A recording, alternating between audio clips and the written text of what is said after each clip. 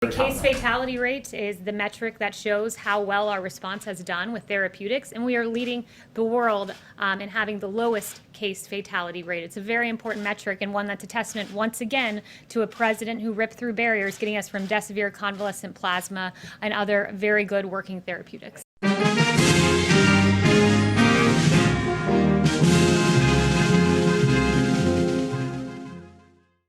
Yes. Kayleigh, you mentioned a few minutes ago that this was an insurmountable problem. I think that's quite a point of dispute. If you look around the world, the United States leads the world in confirmed cases, in deaths from COVID-19. So doesn't the president have their responsibility for that record as well as the testing and the vaccine development that you're just talking about? No, when you've looked at the rest of the world, in particular the case fatality rate in the United States is about 3%.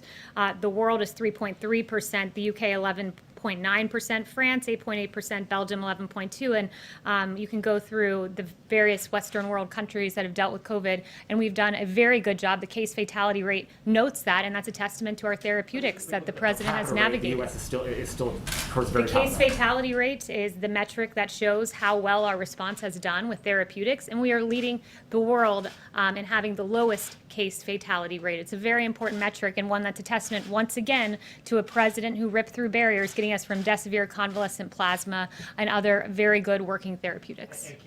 You mentioned that the president is very focused on the response there. Then why did the president have thousands of people, many not wearing masks at a rally last night in a state that has limited outdoor gatherings to 50 people? Why is he going to Nevada this weekend to hold similar outdoor rallies, gathering these large numbers of people in violation of his administration's own guidance and of the best advice and guidance of local officials who he has said should have the final say in these matters? People have a First Amendment right, if they so choose, to show up and express their political opinion in the form of a peaceful protest, which is what the president held. And there's a real double standard here. CNN had on a guest, apparently a doctor, Rob Davidson, who said, now true, there are social distancing issues with regard to the protests we've seen around the country. However, this is a public health crisis. They are marching against systemic racism. So if you're allowed to march in aggregate in those protests, you're also allowed to show up at a political rally. You have a First Amendment right in this country. You have a responsibility to keep people safe. Mario.